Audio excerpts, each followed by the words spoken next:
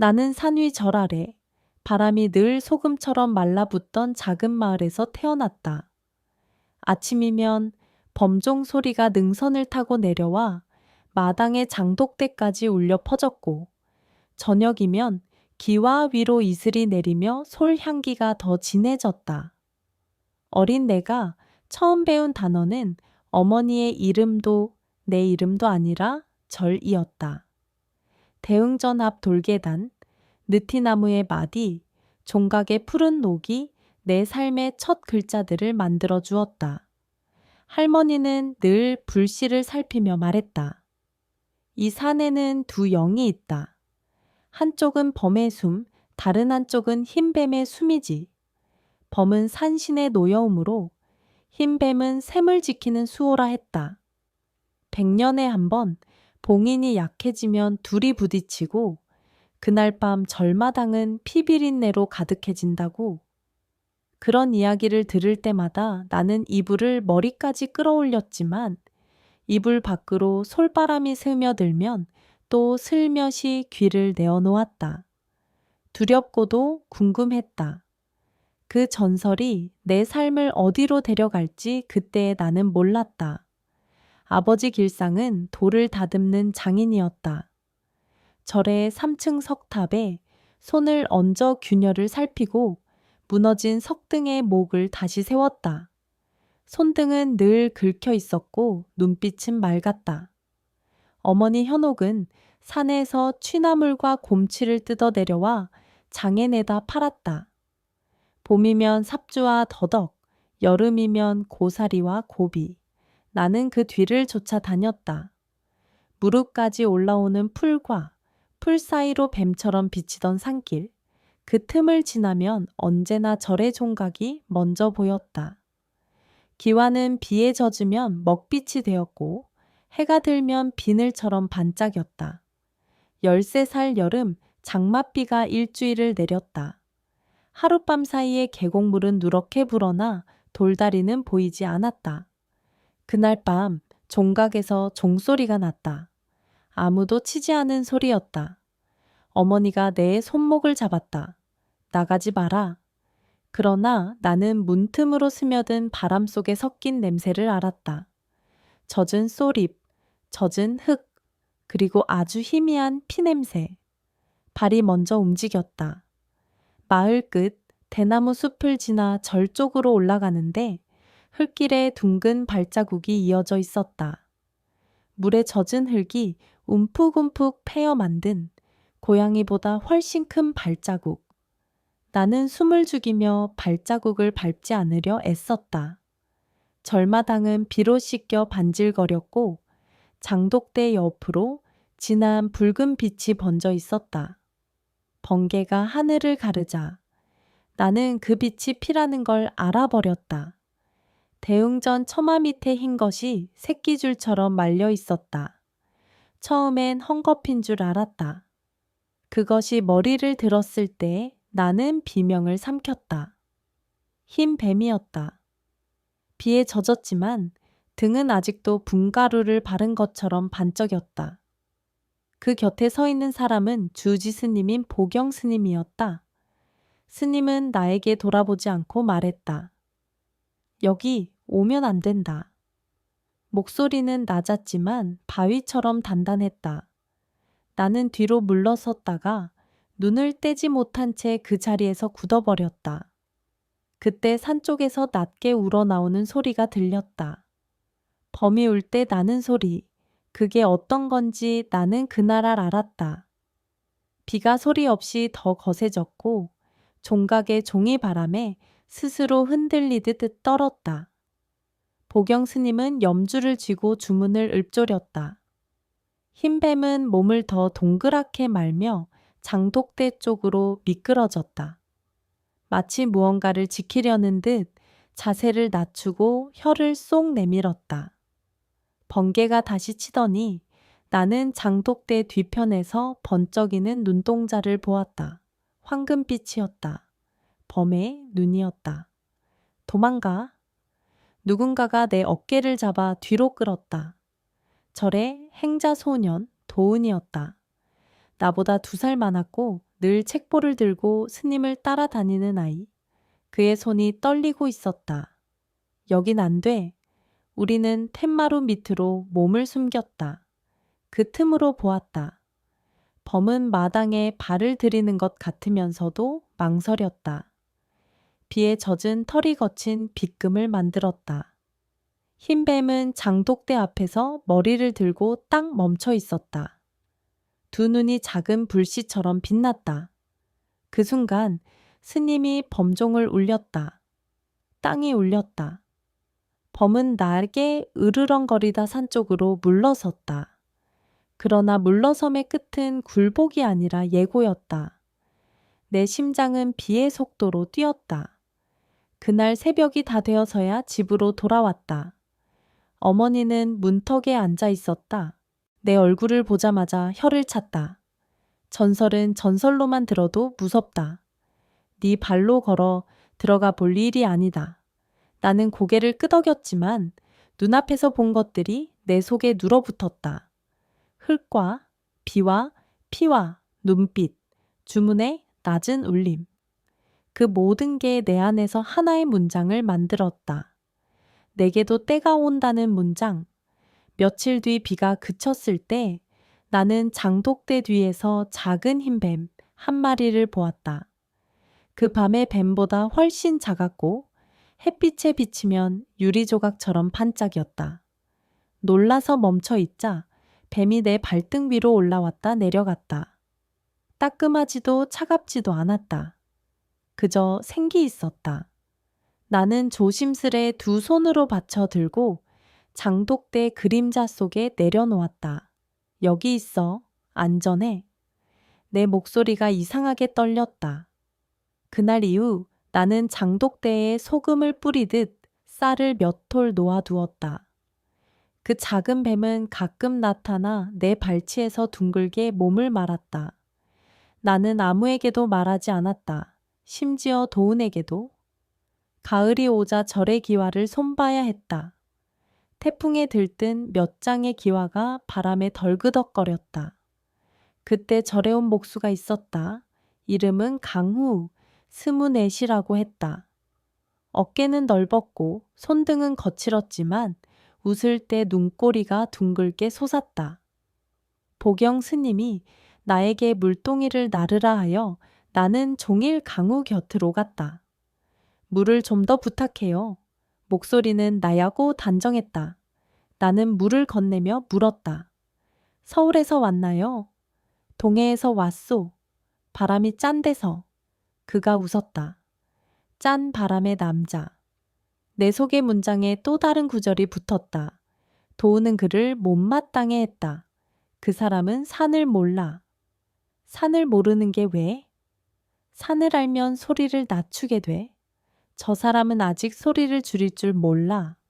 나는 웃었지만 도운의 질투를 읽었다. 질투는 산보다 더 오래가는 그림자였다. 밤이면 나는 장독대 앞에서 작은 흰 뱀에게 말했다. 오늘은 낯선 사람이 왔어. 손이 뜨거운 사람. 뱀은 내 발목 주변을 한 바퀴 돌곤 사라졌다. 그 작은 움직임이 내 마음을 이상하게 녹였다. 나는 그 뱀에게 이름을 붙였다. 설단. 눈처럼 흰데 항아리 단. 첫 한 곁에 늘 있으니. 겨울 아버지가 다치셨다. 산 아래 채석장에서 돌이 무너졌다. 아버지는 며칠을 앓다가 봄이 오기 전에 떠났다. 상여가 마을 어귀를 돌아나갈 때 종소리가 머리 위로 쏟아졌다. 나는 종소리를 두 팔로 막으려는 듯 귀를 막았지만 소리는 뼛속으로 파고들었다. 보경 스님이 조용히 말했다. 돌은 자리를 바꾸어도 돌이다. 사람의 마음이 그 자리를 지켜주지. 그 말이 이상하게 위로가 됐다. 그러나 집안의 살림은 가벼워지지 않았다. 어머니는 장터에 나가는 날이 더 늘어났고 나는 절에 부엌에서 일을 거들며 쌀과 된장을 대신 받아왔다. 그때 강우가 다시 절에 왔다. 이번에는 종각의 들보를 보수하러. 그는 어머니에게 고개를 깊이 숙였다. 상중이라고 들었습니다. 필요한 게 있으면 그 말이 끝나기도 전에 어머니가 말했다. 필요한 건 며느리 자리뿐이오. 나는 얼굴이 화끈거렸다. 강우는 놀란 듯 있다가 천천히 웃었다. 그건 제가 감히도 하오. 어머니의 눈빛은 산등성이의 마디마디만큼 굳세었다. 그날 밤 나는 설단에게 속삭였다. 사람의 인연도 봉인처럼 풀리고 맺히는 걸까? 봄이 되어 매화가 피자 마을에 굿이 섰다. 백중을 앞두고 만월당 무당이 내려와 산신굿을 했다. 무명천이 바람에 펄럭이고 장구가 밤을 흔들었다. 무당은 내 손을 잡고 말했다. 내 등한테 작은 흰 것이 붙어 있다. 나는 뒤를 흠칫 돌아보았다. 나쁜 거? 지키는 거. 그가 내 손바닥을 뒤집어 보더니 엄지 쪽을 가볍게 눌렀다. 별의 모양이다. 사람의 길이 산길을 닮으면 오르내림이 분명하다. 나는 무슨 뜻인지 알 수 없었지만 손바닥으로 따뜻함이 번져 들었다. 며칠 후 강우와 나는 장독대 앞에서 마주섰다. 그는 품속에서 작은 목걸이를 꺼냈다. 참나무로 깎은 작은 폐물, 한쪽에는 범 모양, 다른 한쪽에는 물결 무늬가 새겨져 있었다. 바다에서 데려온 나무요. 산에서도 길을 잃지 말라고. 나는 그것을 받으며 물었다. 범은 왜요? 겁을 내보자고. 그는 장난스럽게 웃었다. 나는 웃지 못했다. 범의 눈동자를 이미 보았기 때문이었다. 그러나 그가 건넨 나무의 온기는 내 손에 오래 남았다. 혼인은 생각보다 빨랐다. 마을이장 김만배가 중매를 서도록 나섰고 시어머니가 될 윤 씨는 내게서 눈을 떼지 않았다. 손 빠르네. 말은 좀 늦네. 늦게 말하는 사람은 늦게 후회한다. 엄한 목소리였지만 내 얼굴을 오래 들여다보더니 한숨을 쉬었다. 너도 산에서 컸구나. 나는 고개를 끄덕였다. 홀렛날 절에서 빌려온 붉은 보자기로 신을 싸고 정갈한 쌀 한 줌을 항아리 옆에 놓았다. 설단이 나왔는지는 아무도 몰랐다. 나만이 아는 일들이 세상에는 많다. 그것이 사람을 더 조용하게 만든다. 혼례상 앞에 앉았을 때 보경 스님이 멀찍이 서 있다가 조용히 내게 다가와 나지막이 말했다. 산이 내 등을 기억한다. 그 말이 이상하게 떠올랐다가 사라졌다. 강우는 내 손을 꼭 쥐었다.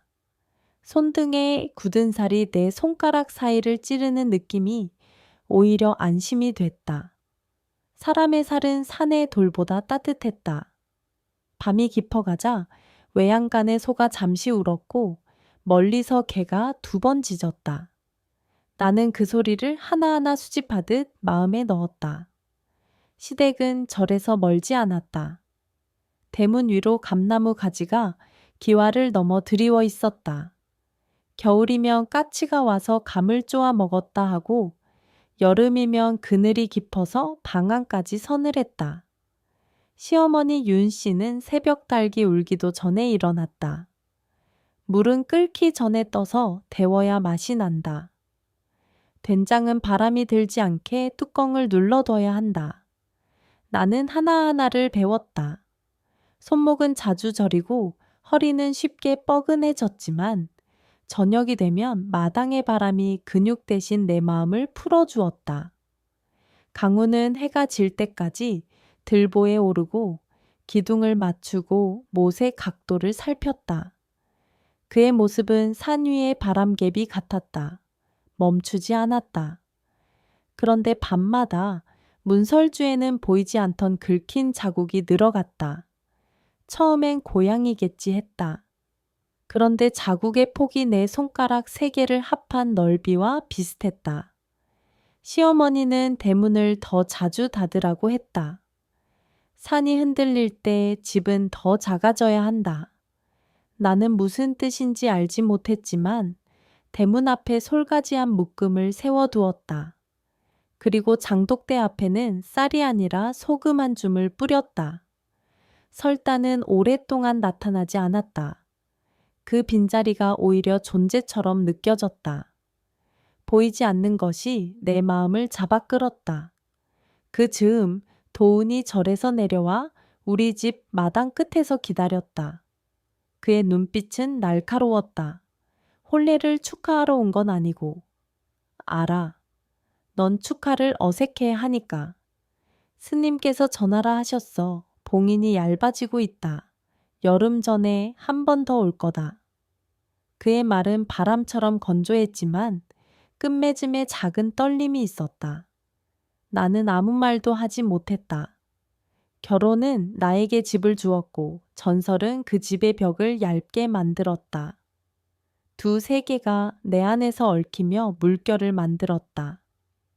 도훈, 그날 밤. 내 말이 채 끝나기도 전에 그는 고개를 저었다. 그날 밤의 눈은 잊지 마. 그는 돌아섰다.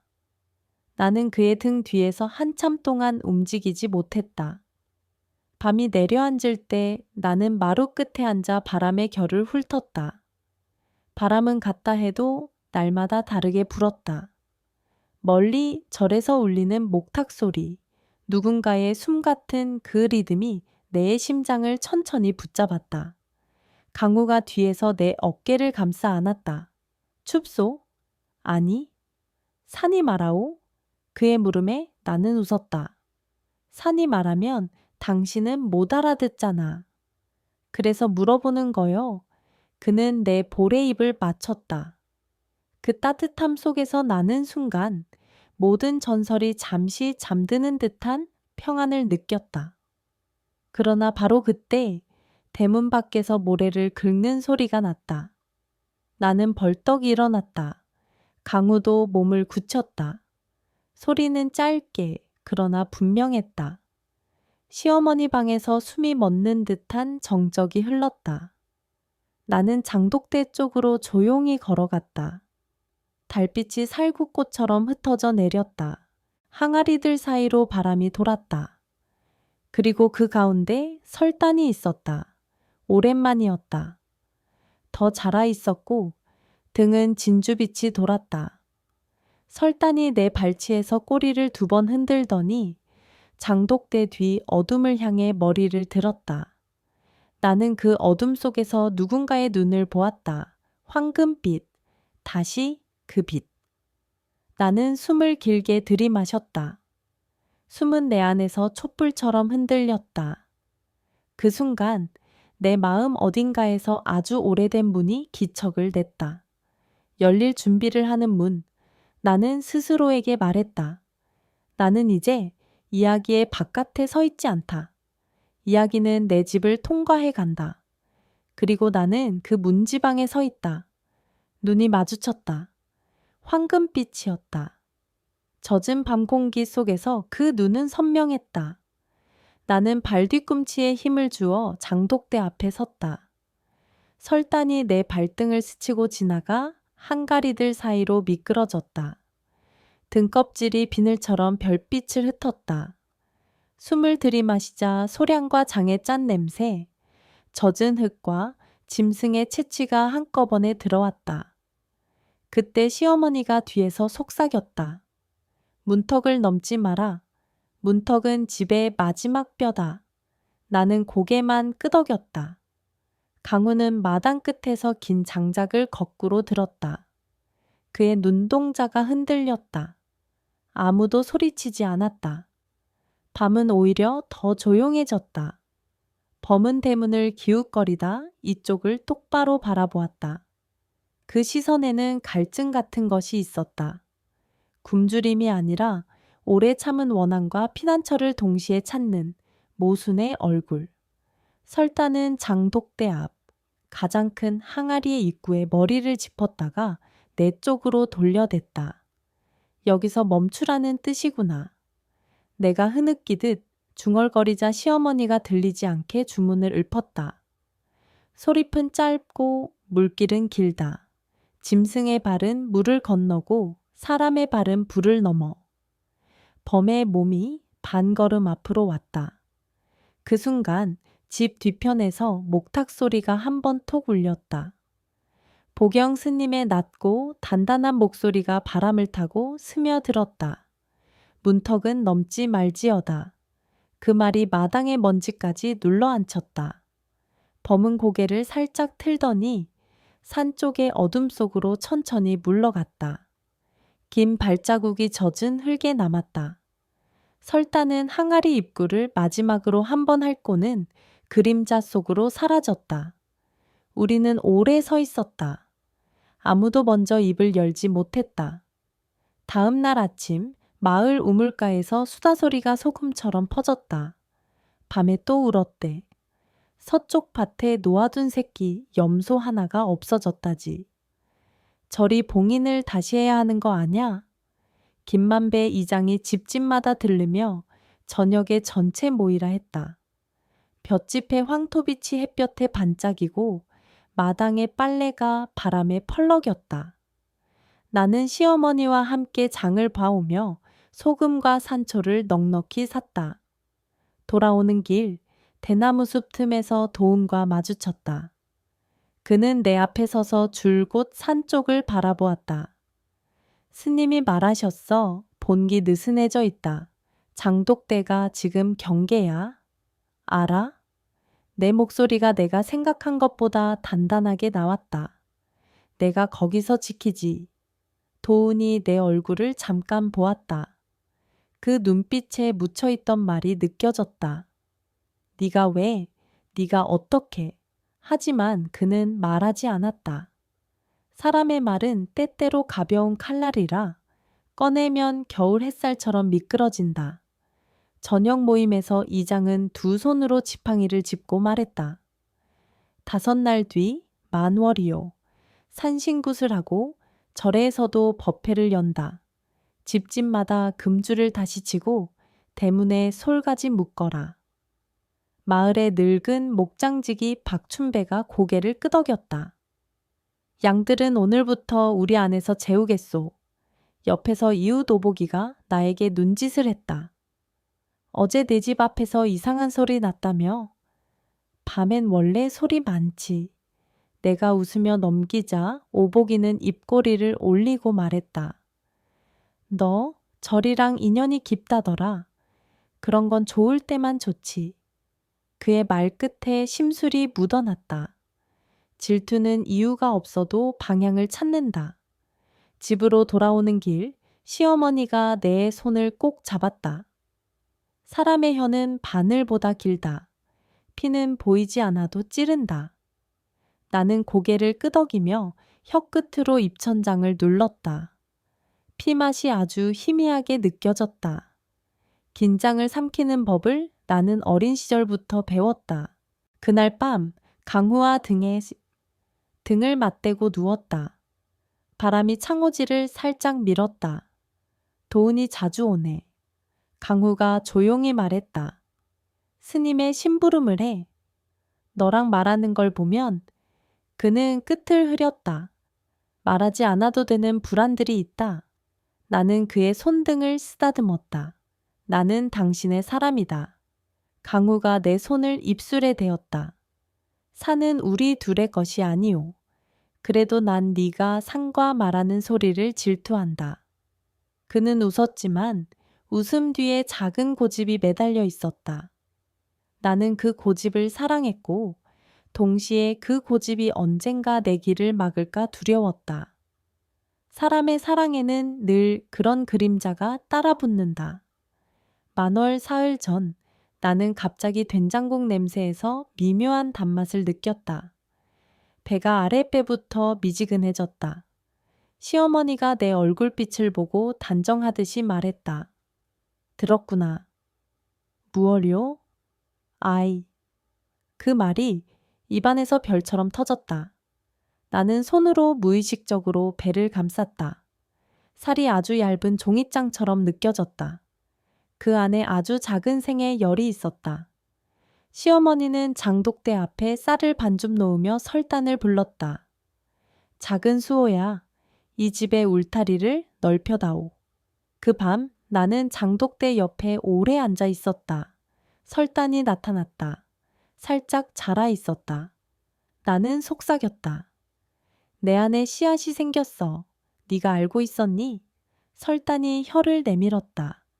고요가 내 대답처럼 느껴졌다. 만월 이틀 전 만월당 무당이 다시 왔다. 푸른 비단 치마가 바람에 부풀었다. 그는 내 손바닥을 보더니 웃었다. 별이 하나에서 둘이 되겠네. 쌍둥이라는 말이에요. 그런 뜻이 아니라 아이가 태어나면 네 별이 하나 더 빛난다는 말. 무당은 장독대 주위를 세 바퀴 천천히 돌았다.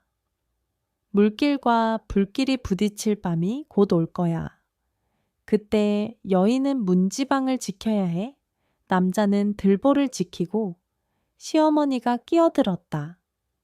젊은 무릎을 문지방에 붙이면 뼈가 배운다. 무당이 장구를 한 번 쳤다. 낮고 둔탁한 소리가 내 장기를 두드렸다. 피를 조금 준비해.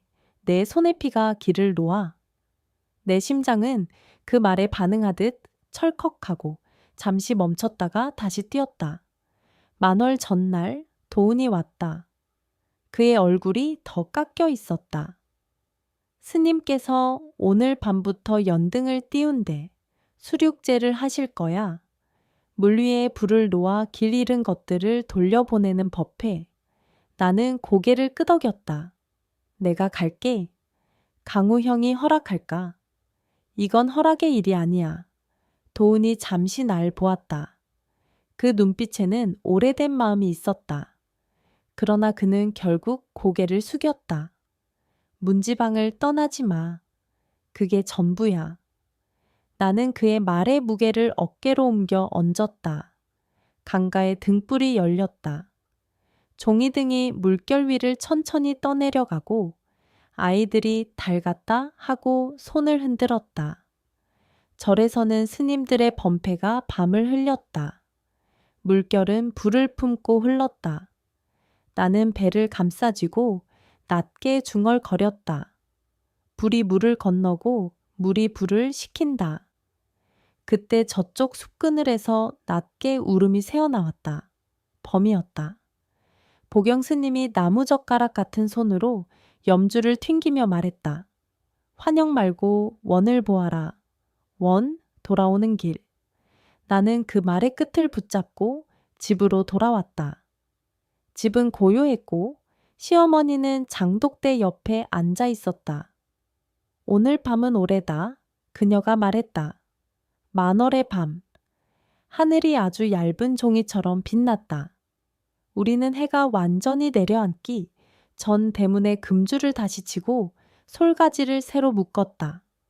장독대에는 소금과 쌀, 그리고 붉은 실 한 꾸러미를 올려두었다. 무당은 낮에 다녀가며 실의 끝을 내 손목에 메어주었다. 오른손이야. 집을 짓는 손. 강우는 들보를 다시 한번 점검했다. 못이 다 제자리에 있다. 그는 내 옆에서 숨을 고르며 물었다. 무서울 때 넌 어디를 보? 항아리의 검은 속. 나는 내 눈동자. 그가 말을 마치자 아주 멀리서 번개가 수평으로 번쩍였다. 산의 어깨들이 싸늘해졌다. 밤이 완전히 오자 소리는 하나씩 사라졌다. 마지막에 남은 것은 우리 몸속의 박동뿐이었다. 그때 대문 밖에서 모래 긁는 소리가 시작되었다. 어젯밤과 다르게 길고 꾸준했다. 마치 누가 문턱에 모서리를 세는 것처럼. 나는 문지방 앞에 앉아 붉은 실을 항가리들의 귀에 걸었다. 실은 내 손가락의 열을 빠르게 받아들여 뻣뻣해졌다. 시어머니가 내 머리 뒤에 앉아 어깨를 짚었다. 너의 등뼈는 곧다. 그 말이 이상하게 물처럼 따뜻했다. 강우는 장작을 곁에 두고 대문 옆 기둥에 등을 기댔다. 입술이 마르는 소리가 들렸다. 첫 울음, 산을 흔드는 낮은 울음이었다.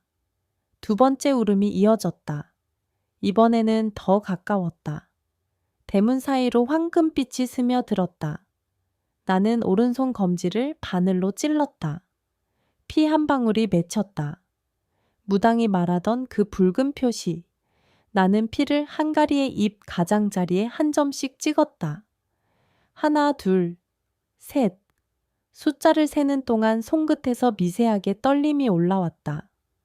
설단이 어디선가 나타나 장독대 가장자리를 둥글게 돌았다. 내 발목을 가볍게 톡 치더니 제일 작은 항아리 앞에 머리를 들었다. 그때 대문이 툭 하고 살짝 들썩였다. 소리의 성질이 바뀌었다. 바람이 아니라 살의 무게였다. 넘지 마라. 보경 스님의 목소리가 멀리서 들려왔다.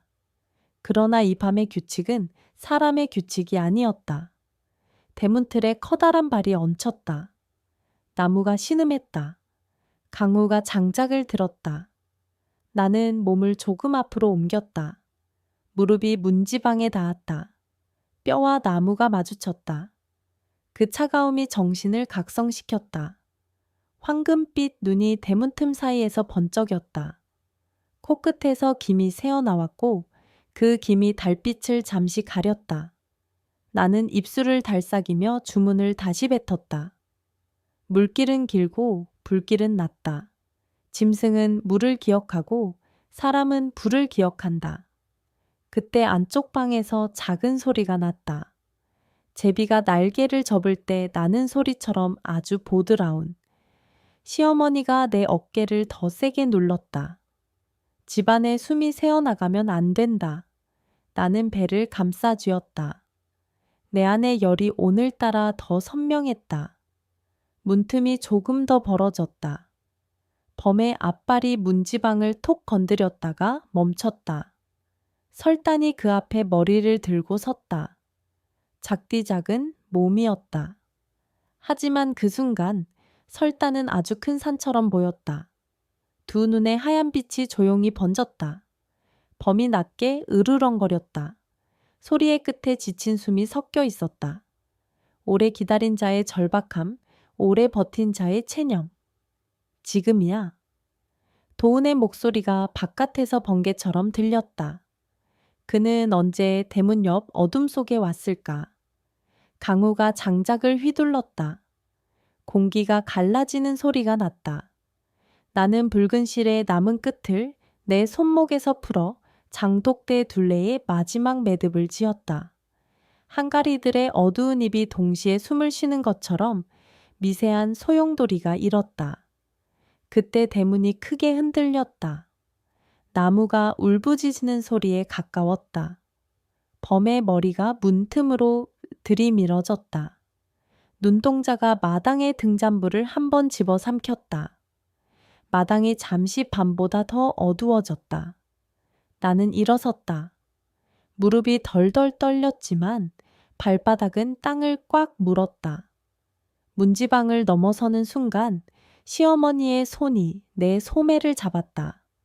넘지 마라. 그 말은 사랑이었다. 나는 고개를 끄덕이며 손을 빼냈다. 그리고 정확히 문지방 위에 섰다. 넘어가지도 물러서지도 않았다. 내 손의 피가 마르며 검붉게 변했다. 그 색이 항아리의 검은 속과 닮아갔다. 설단이 내 발등을 한번 스치며 뒤로 물러섰다. 그 움직임은 마치 자리를 내주는 노인의 예법 같았다.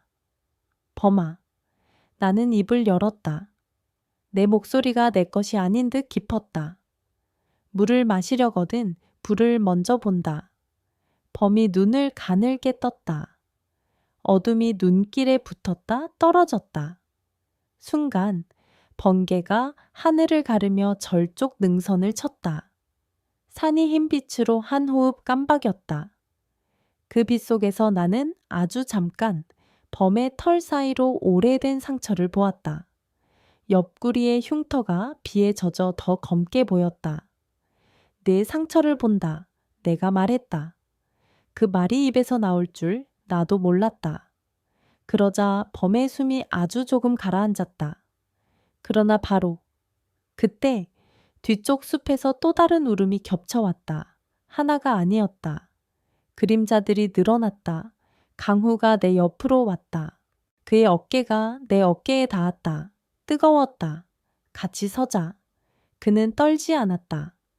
도훈이 대문 옆 어둠에서 낮게 주문을 이어갔다. 보경 스님의 범패가 바람결로 실려 내려왔다. 집과 절과 숲이 하나의 고리를 만드는 순간이었다. 설단이 장독대의 가장 큰 항아리 위로 몸을 쭉 뻗었다. 그 작은 몸에서 믿기지 않는 빛이 흘렀다. 항아리 입에서 서늘한 김이 올라와 내 뺨을 스쳤다. 물의 기운이었다. 산의 숨과 물의 숨, 그리고 사람의 숨이 마당 한가운데에서 얽혔다. 대문이 마지막으로 크게 흔들렸다. 금줄이 끊어지지 않고 버텼다. 솔가지에서 소량이 다시 터져 나왔다. 나는 오른손을 들어 범의 눈높이쯤에 펼쳤다. 손바닥 가운데 내 피자국이 아주 또렷했다. 여기서 멈춰. 내 목소리가 밤의 구멍을 막아버리는 것처럼 느껴졌다. 그 순간 범이 전신을 낮게 숙였다. 그리고 믿을 수 없게도 눈을 한 번 감았다. 단 한 번이었다. 무릎이 풀릴 만큼 짧고도 길었다. 그러나 숲 쪽에 또 다른 울음이 바로 뒤를 때렸다. 문지방 아래가 뜨겁게 달아오르는 느낌이 올라왔다. 강후가 장작을 더 꽉 쥐었다. 도훈의 주문이 빨라졌다. 보경 스님의 목소리가 멀리서 더 크게 불어났다. 그리고 한순간 모든 소리가 사라졌다. 비도, 바람도, 벌레도. 침묵이 천둥보다 컸다. 그 침묵 속에서 나는 내 안에 아이의 아주 미세한 움직임을 느꼈다. 세상이 무너져도 생이 앞으로 가겠다고 아주 작게 선포하는 듯한 떨림. 그 떨림이 내 등을 밀었다. 나는 반걸음 문지방의 한가운데를 더 밟았다. 밤이 내 앞을 벌리고 있었다. 앞으로 가면 상처, 뒤로 물러나면 후회. 나는 숨을 길게 들이쉬었다. 그리고 마침내 내 이야기를 더 깊이 열기로 마음먹었다.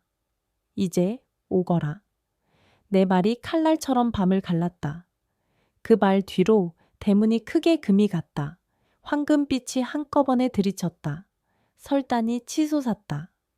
그리고 우리는 드디어 서로의 얼굴을 본 채 같은 폭풍 속으로 들어갔다. 대문이 갈라지며 밤이 한 번에 들이쳤다.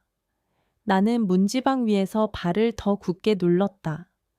설단이 하얀 번개처럼 솟구쳐 대문 틈을 스쳤다. 범의 머리칼이 퍼석하고 뒤로 젖혀졌고 산의 냄새가 마당 한가운데를 휘돌았다. 강우가 내 어깨 옆에서 장작을 높이 들었다.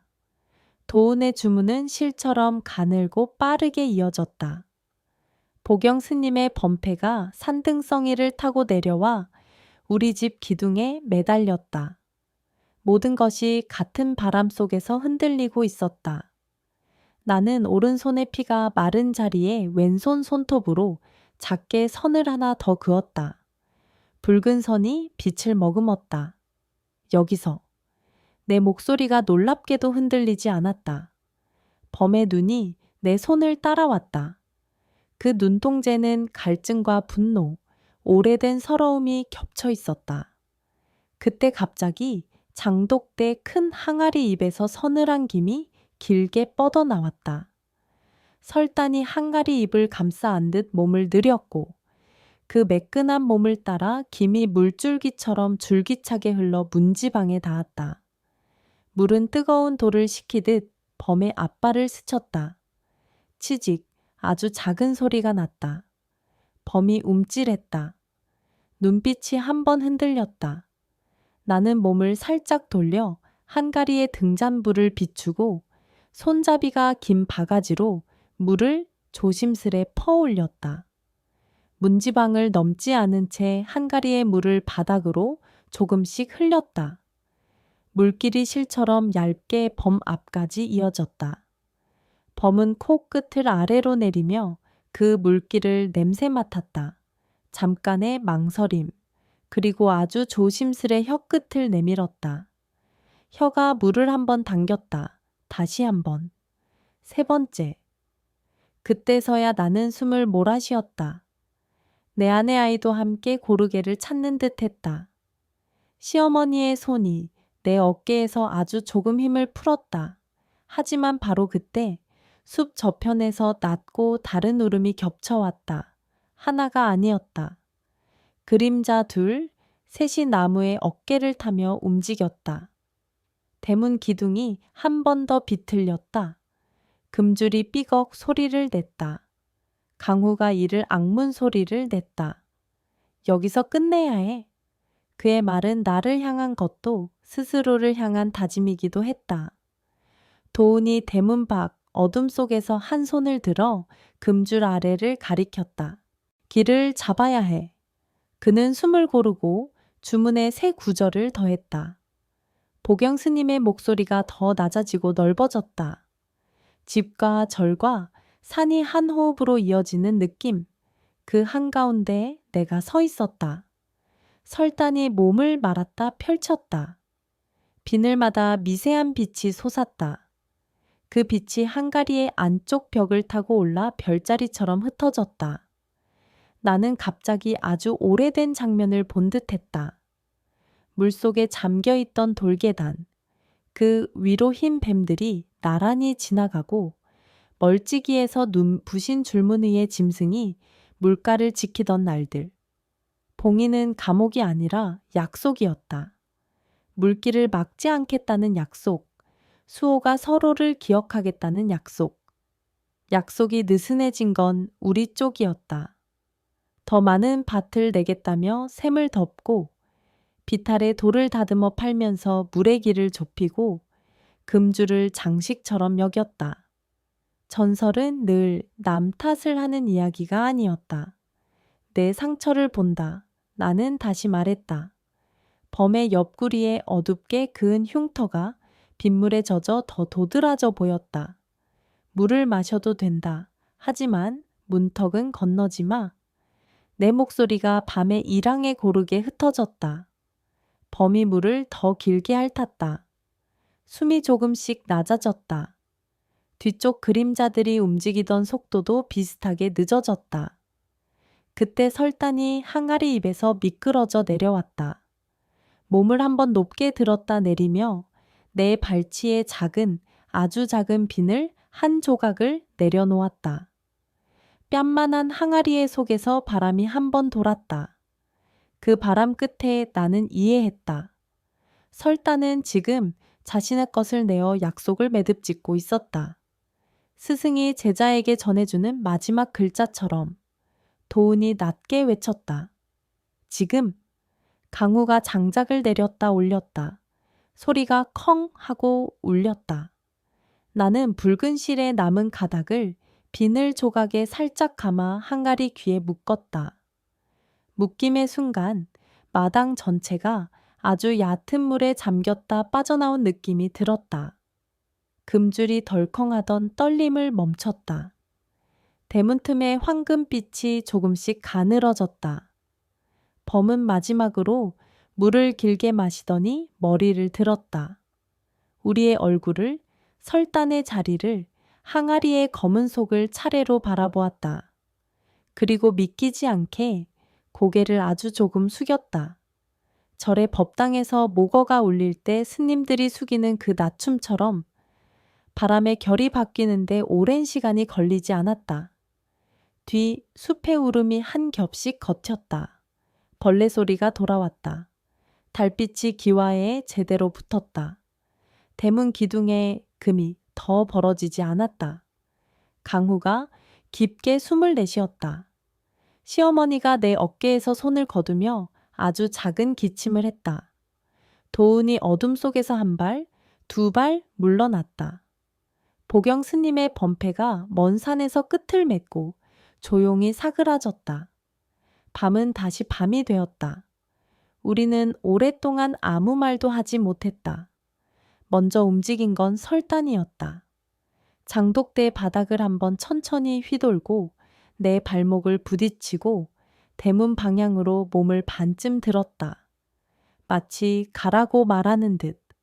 나는 고개를 끄덕였다. 고맙다. 입술에서 나온 그 말이 이 집에서 가장 오래된 말처럼 느껴졌다. 설단은 장독대 뒤 어둠으로 스며들었다. 그리고 그 이후로 한동안 나타나지 않았다. 다음 날 새벽 마을 사람들은 대문 앞에 큰 발자국 자국과 문기둥의 금을 보며 웅성거렸다. 오복이는 혀를 찼다. 어젯밤 내 집에서 불을 봤다. 강우가 담담히 말했다. 등잔불? 이장 김만배가 금줄을 새로 묶어주며 말했다. 오늘 저녁 절에서 모두 모여 인사하자. 나는 말하지 않았다. 말할수록 전설은 과장이 되고 침묵할수록 전설은 뼈를 얻는다. 시어머니가 짧게 덧붙였다. 문지방을 지켰다. 사람들은 그 한마디로 충분하다는 듯 고개를 끄덕였다. 도우는 멀찍이서 내 눈을 보며 아주 가볍게 고개를 숙였다. 인정의 인사. 그날 저녁 우리는 수륙제의 마지막 등을 물에 띄웠다. 불빛이 강물 위에서 흔들리다 멀어졌다. 나는 배를 감싸쥐고 물결을 보았다. 내 아내 아이가 작은 물고기처럼 한번 튀었다. 겨울이 들어서던 첫눈 오는 날 나는 딸을 낳았다. 대문에 흰 눈이 걸리고 감나무 가지마다 설탕을 뿌린 듯 눈꽃이 앉았다. 시어머니가 뜨거운 물을 길어다 주고 강우는 방 밖에서 두 손을 모았다. 아이의 울음은 생각보다 작았다. 그러나 그 작은 울음은 집의 모든 기둥을 따뜻하게 했다. 이름을 지을 때 나는 손바닥의 별자리 이야기를 떠올렸다. 윤별이라 하자 했다. 빛나는 점 하나가 밤을 잃지 않게 한다는 뜻으로 보경 스님이 축원을 해주며 말했다. 별은 멀수록 밝고 가까울수록 따뜻하지. 강우는 아이를 안고 내 귀에 속삭였다. 내 삶이 위층으로 하나 더 올려졌다. 그 말이 어쩐지 목수의 말 같아 우리는 함께 웃었다. 아이를 키우는 날들 속에서 장독대는 다시 일상의 자리로 돌아왔다. 나는 쌀 3톨과 소금 한 꼬집을 번갈아 놓았다. 때때로 아주 여린 비풍이 항아리 사이에서 돌면 나는 설단이 다녀갔다고 믿었다. 윤별이 기어다니기 시작했을 때 장독대 앞에서 자꾸 손을 흔들었다. 흰. 아이가 내지르는 소리는 말 같기도 바람 같기도 했다. 시어머니가 웃었다. 보는 눈은 먼저 크지. 어느 해 봄 윤별이 말문을 제대로 열었을 때 나는 아이와 함께 절에 연등을 만들었다. 아이가 고사리 손으로 붓을 잡고 작은 별을 그렸다. 도우는 스님의 옆에서 연등 줄을 매며 우리를 올려다 보았다. 별이 별을 본다. 그의 말이 저녁바람에 곱게 묻혔다. 시간은 들보에 해가 드는 순서처럼 질서 있게 흘러갔다. 강우는 작업을 더 많이 맡게 되었고 절에 낡은 모거를 새로 깎았다. 새 모거의 비늘마다 그는 아주 얇게 물결을 새겼다. 소리를 칠 때마다 물이 멀리 흐르는 느낌이 들었다. 시어머니 윤 씨는 겨울을 2번 더 넘기고 조용히 세상을 떠났다. 마지막 밤 그녀는 내 손을 쥔 채 속삭였다. 문턱을 지켜라. 나무는 나무답게 서 있을 때 제일 아름답다. 그 말이 내 손등으로 스며들었다. 장례날 종이 울릴 때 나는 처음 아버지를 떠나보내던 날의 소리를 잠깐 떠올렸다. 슬픔은 같은 길을 다르게 걷는다. 이번 슬픔은 더 깊었지만 덜 날카로웠다. 윤별이 5살 되었을 때 우리는 바다를 보러 갔다. 강우의 바람, 짠 바람의 고향. 파도는 산과 달랐다. 산이 등줄기라면 바다는 숨이었다. 윤별은 파도에 놀라다가도 금방 모래에 작은 항아리 모양 구멍을 파고 물을 부었다. 엄마, 여기 장독대. 아이의 말에 나는 웃었다. 강우가 수평선을 가리켰다. 저기 물과 불이 매일 만나는 자리. 저녁이 되어 해가 바닷속으로 들어갈 때 빛은 붉은 실처럼 길게 풀렸다. 나는 그 실이 우리 집 항아리 귀에 걸린 붉은 실과 같은 재질이라는 생각이 들었다. 약속은 장소를 바꾸어도 약속이었다. 그 사이 도우는 스님이 되었고 몇 해 뒤에는 절의 주지가 되었다. 보경 스님이 조용히 자리를 물렸다.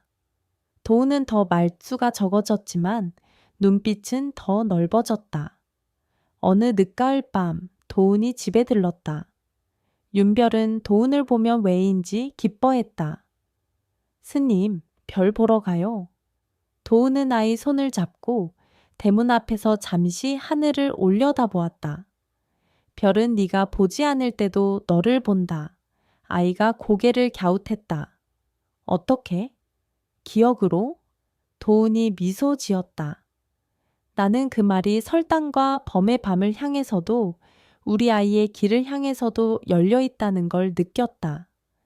세월이 조금 더 지나 나는 둘째를 가졌다. 이번에는 아들이었다. 눈 대신 장맛비가 길게 이어지던 여름에 태어났다. 이름을 하람이라 지었다. 하늘의 물. 윤별은 동생을 쓰다듬으며 물었다. 엄마, 우리 집에는 아빠 말고 아버지가 또 있어? 있지. 누구? 산. 그럼 할아버지도 또 있어. 물. 아이는 진지하게 고개를 끄덕였다. 나는 그럼 엄마가 셋이야. 우리는 모두 웃었다. 아이의 언어는 세상의 균형을 쉽게 찾아낸다. 윤별과 하람은 장독대 앞에서 자랐다. 아이들은 항아리 귀에 걸린 붉은 실을 가끔 만지고 장독대 그림자에서 숨바꼭질을 했다. 윤별은 종종 대문 앞에 앉아 밤을 들여다봤다. 호랑이는 또 와? 오더라도 문턱까지만. 왜? 그게 약속이니까. 약속은 누가 해? 우리가. 아이는 내 눈을 보았다. 아이의 눈은 거울 같아서 내 숨에 붙은 먼지까지 비추는 것 같았다. 어느 여름 산이 다시 마르고 샘이 얕아졌다. 마을 사람들은 걱정스레 하늘을 보며 주름을 늘렸다. 나는 문득 장독대에 쌀 대신 말린 감껍질을 올려두었다. 시어머니가 겨울마다 말리던 감껍질. 달고 따뜻한 냄새가 한가리 사이를 돌았다. 그날 밤 설단이 오랜만에 나타났다. 아주 작아져 있었다. 혹은 더 가늘어져 있었거나. 몸을 세워 내 손등을 한 번 톡 건드렸다. 그리고 장독대 뒤편, 오래전 범호의 눈이 반짝이던 그 방향을 향해 고개를 들었다. 나는 알았다. 이 밤은 이야기만 확인하면 되는 밤이구나. 문지방에 무릎을 붙이고 앉았다. 아무것도 오지 않았다. 그러나 아무것도 오지 않기 위해 우리의 약속이 다시 단단해지는 소리를 들었다. 고요의 소리. 나는 그 소리를 아이들에게도 들려주고 싶었다. 소리를 설명하지 않고 함께 앉는 방식으로. 나는 늙어갔다. 강우의 손등에 굳은 살은 더 깊어졌고 손톱 밑으로 나이테 같은 선들이 들어섰다. 윤별은 산 아래 학교에 다니며 책에서 본 세상을 내게 들려주었다. 엄마, 바다 위에 다리를 놓는 나라가 많대. 그럼 바닷바람이 다리 밑을 지나가다 비밀 얘기를 나누겠네. 아이는 웃었다. 하람은 나무 장난감을 좋아했다. 강우는 밤마다 작은 나무 호랑이를 깎았다. 하람은 그 호랑이를 장독대 곁에 세웠다. 여기 지켜. 그 말이 귀여워서 나는 오래 기억했다. 아이들은 범을 무서운 짐승으로만 배우지 않았다. 산의 숨, 물의 갈증, 약속의 무게로 이해했다. 세월이 더 흐르고 어느 해 가을 도운이 내게 조용히 말했다. 스승님이 돌아가셨네. 보경 스님은 마지막 겨울을 기다리지 않고 매미 껍질 벗듯이 부드럽게 떠나셨다. 장례 후 도은과 나는 법당 뒤편에서 한동안 기와 그림자를 바라보았다. 그 밤 네가 말했지. 상처를 본다고. 그 말이 내게 오래 남았어. 그가 아주 드물게, 길게 나를 보았다. 상처를 보면서도 물러나지 않는 게 수행이겠지. 나는 고개를 끄덕였다. 나는 수행자가 아니지만 매일 문지방을 지켜. 그게 수행보다 더 어려울 때가 있어. 우리는 웃지 않았다. 대신 바람이 한번 몸을 바꾸어 우리 사이를 지나갔다. 윤별은 커서 절의 소리를 글로 옮기는 사람이 되었다. 범패의 리듬, 목탁의 강력, 종소리의 여운을 악보와 문장에 적었다. 하람은 목수가 되었다. 강우의 어깨와 비슷한 너비를 가지게 되었고 나무의 온기를 만지면 그 나무가 겪어온 겨울수를 알아맞혔다. 나는 여전히 장독대를 닫고 항아리마다 계절의 냄새를 담았다. 봄엔 콩물의 고소한 숨, 여름엔 장맛의 깊이, 가을엔 곡식의 단단함, 겨울엔 소금의 투명함. 밤이 오면 나는 문지방 위에 잠시 앉아 귀를 기울였다. 오지 않는 소리를 기다리지도 오는 소리를 두려워하지도 않으며 어느 늦은 가을밤 윤별이 내 옆에 앉아 물었다.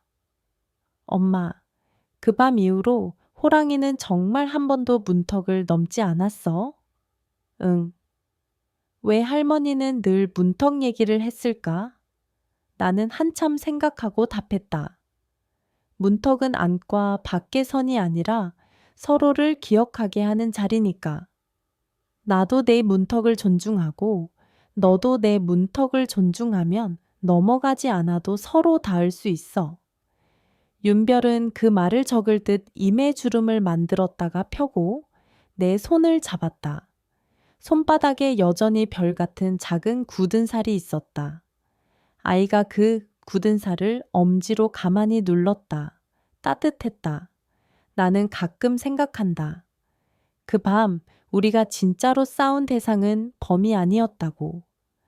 물기를 잇는 버릇과 약속을 장식으로 여기는 마음, 두려움이 화로 바뀌는 빠른 습관, 그 모든 것을 문지방에서 붙잡아 세웠다. 설단은 자신의 비늘 하나를 내어주어 약속을 다시 재봉했고 범은 자신의 상처를 마주보며 고개를 낮추었다. 그리고 나는 내 아이와 남편과 이 집의 숨을 지켜내기 위해 두 발을 놓지 않았다. 어떤 밤들은 칼보다 빠른 말이 필요하고 또 어떤 밤들은 한 발짝도 옮기지 않는 고요가 필요하다. 그 밤은 후자였다. 고요가 우리를 구했다. 늙어가는 일은 비밀을 더 잘 지키게 만든다. 그러나 나는 이 이야기를 감추지 않으려 한다. 윤별과 하람에게 그리고 언젠가 태어날 손주에게 문지방의 법을 전하고 싶다. 약속은 두려움의 반대편에 있는 것이 아니라 두려움을 견디게 하는 끈이라는 것을, 그 끈은 붉은 실처럼 가늘지만 맨손으로도 묶을 수 있는 것이라는 것을, 상처를 보고도 물러나지 않는 시선이 세상을 바꾼다는 것을, 그리고 우리가 매일 저녁 장독대에 올리는 쌀, 새톨과 소금한 꼬집이 믿음의 가장 단순한 형식이라는 것을. 오늘도 해가 지고 감나무 가지에 마지막 빛이 맺혔다. 나는 장독대 앞에 앉아 항아리 뚜껑을 하나씩 가볍게 두드린다. 텅텅, 동동, 소리가 조금씩 다르다. 설단이 나타나지 않아도 괜찮다.